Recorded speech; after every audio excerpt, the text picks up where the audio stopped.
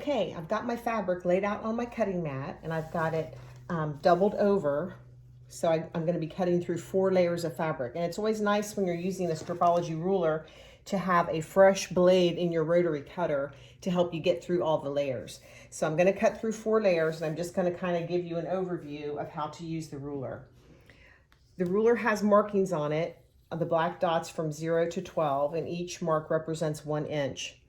Since I need to cut off these selvages, I'm going to line the 0 line up along with a line on my cutting mat so it's completely straight, and I've got about maybe ½ inch of selvage hanging off that I'm going to cut off.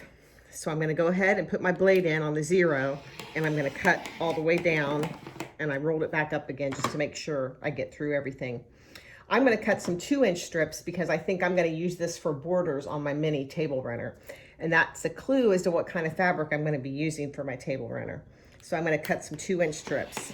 So I put my blade in on the number 2, and I put it in on the number 4, and on the number 6. So that's going to give me, here's my piece that I'm going to throw away. And then that gives me 3 2-inch strips to use for my borders on my mini. So that was just to give you an overview of how to cut with the ruler. So go ahead and cut your 1.5-inch strips according to the directions. And then when we come back, we're going to talk about the starter blocks and the additional subcutting that you need to do.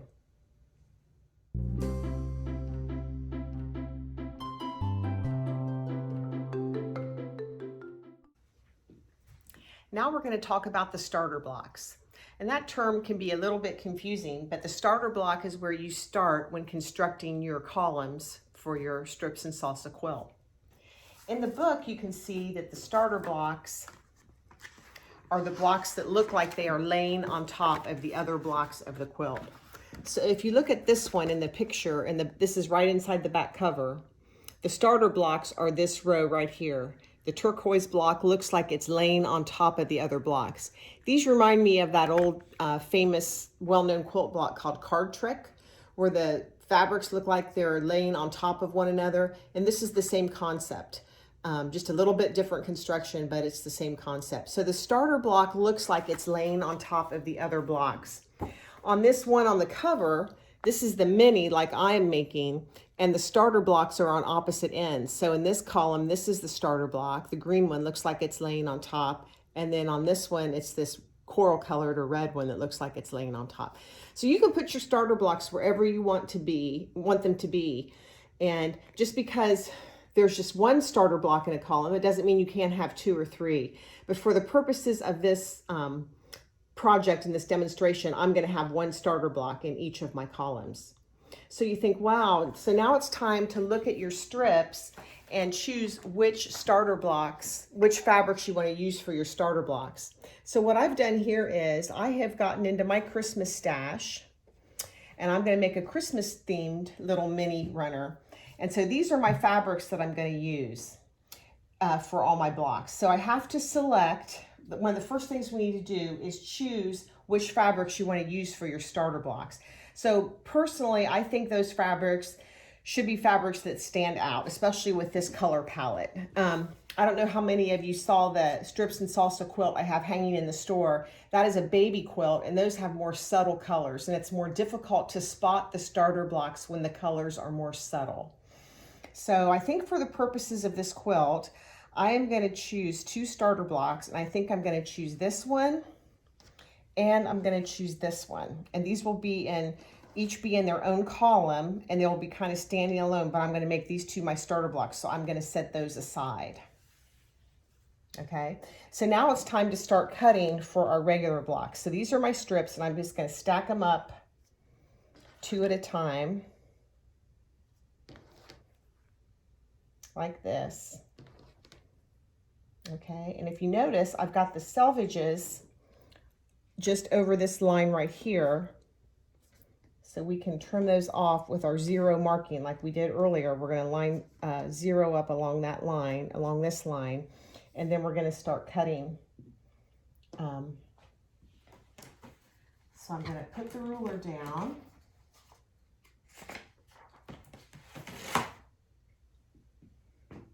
And I'm lining up the 0. There we go, just like that, lining up the 0. So we can remove those selvages. And then I'm looking at my handy dandy cutting guide that I filled out, okay? And my sorted colored fabrics. And for the mini, I need to cut a quantity of 4. First, I'm going to take the 0 and cut the selvage off. And then I need to cut 4 1.5 by 2.5 rectangles from each strip. So I'm going to go up here to my 2.5, and I'm going to go to my 5 because that's twice 2.5, and I'm going to go to 7.5, and I'm going to go to 10. So this gives me my 4 2.5-inch rectangles from each strip. Okay, so let's move those out of the way. These are my scraps. So these are my 2.5-inch rectangles. 1, 2, 3, 4. 1, 2, 3, 4. 1, 2, 3, 4. Okay, so those are my 2.5-inch rectangles, and I'm going to set those aside. Now it says from the remaining, you want to cut 1 1.5-inch square from each strip. So I'm going to line my 0 up right along my cut edge. I don't need to trim that edge again. I'm just going to line my 0 up right here.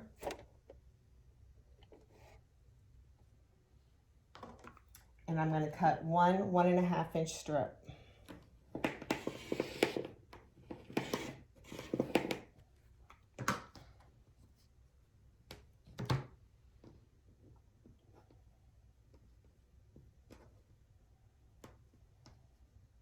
Okay, 1 1.5-inch piece. So that's my cutting for my main blocks.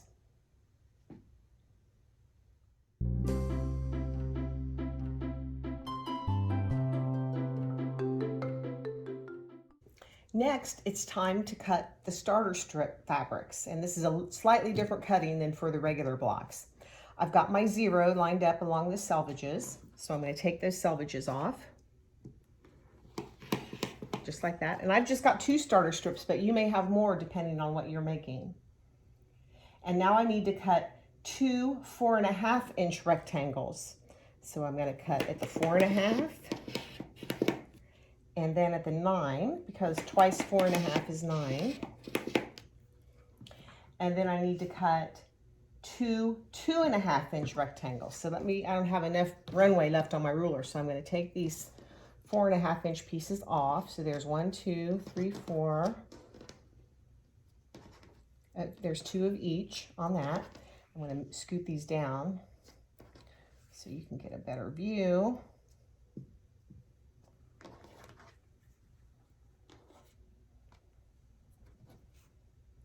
And I'm going to put my 0 right on that cut edge so we don't have to cut that again. Just like that. And then it says I need to cut 2 2.5 from each. So I've got it lined up on the 0, so I'm going to cut a 2.5 and then at 5, because 5 is twice 2.5. So now I've got my cutting done for my starter squares. So I'm going to keep these starter square fabrics separate, okay, just so we don't get them mixed up with the regular square fabric. And so go ahead and get your background fabric ready, and we'll be cutting that next.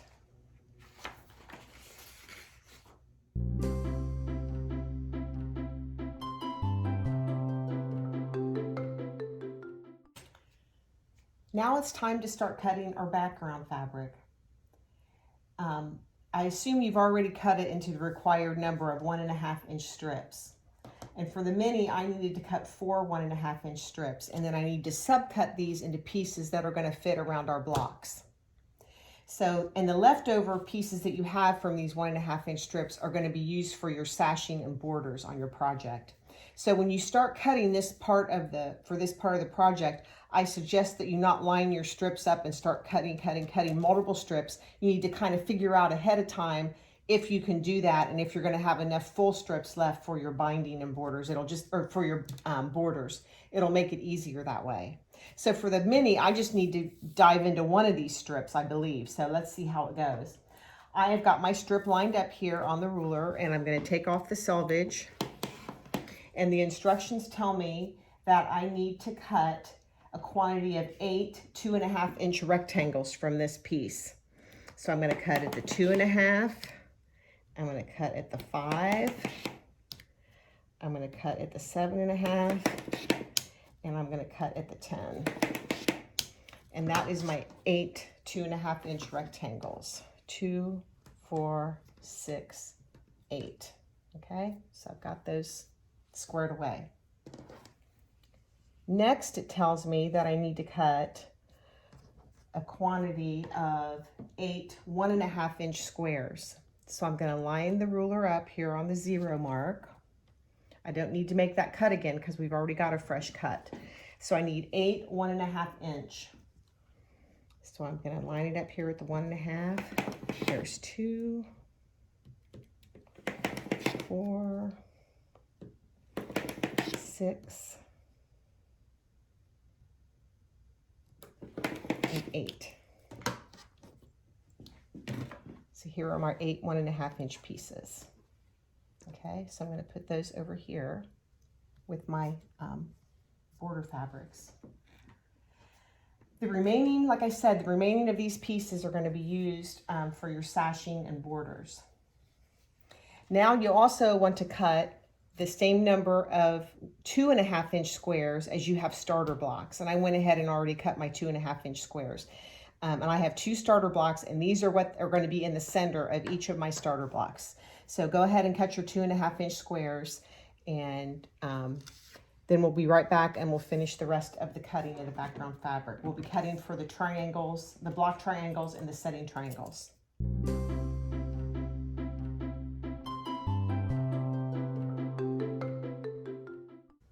Now it's time to cut our block triangles. And the block triangles are the pieces that fit in the inside of where each triangle comes together. Those are what we call our block triangles, as opposed to the setting triangles, which go along the ends of the rows. So we're going to cut the block triangles first. For the mini, I need to cut 1 4-inch strip times the width of fabric. And so I have that right down here. I cut my 4-inch strip, and I'm going to take off the selvage. And I need to cut 2 4-inch blocks, or 4 4-inch blocks. So I'm going to cut at the 4 and at the 8.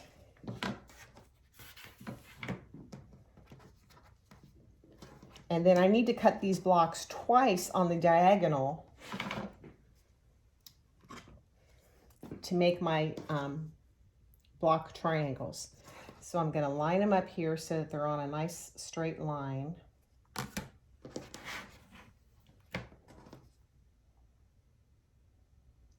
Just like that. So the north and south are on a line, and the east and west are on a line. And we need to cut them twice on the diagonal.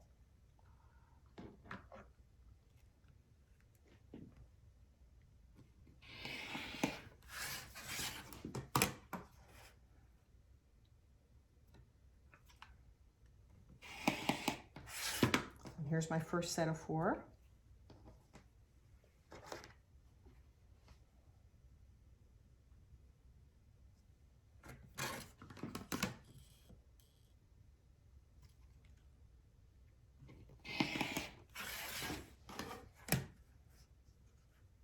Here's my second set of 4.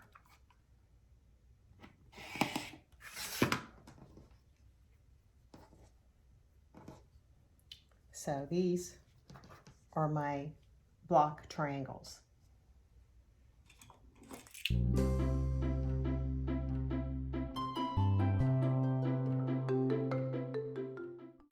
Next, we're going to cut our setting triangles.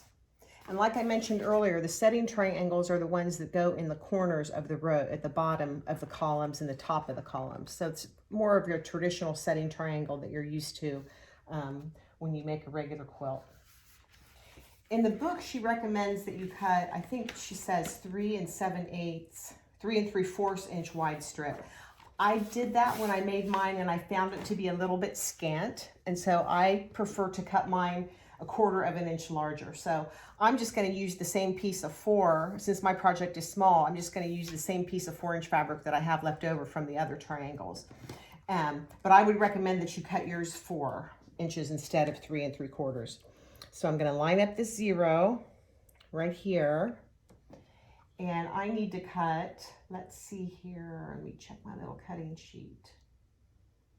I need to cut 4 squares. So I'm going to cut again at the 4 and at the 8. And then these are only cut once on the diagonal to give me my 4 setting triangles that I need. So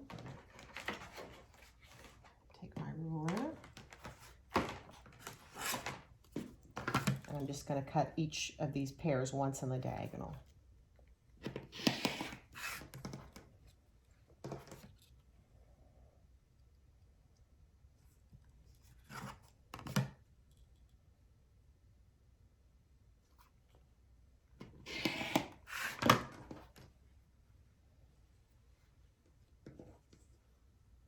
Okay, so I think we have our cutting done. I've got my stacks of things labeled here, and I'm going to label these my setting triangles.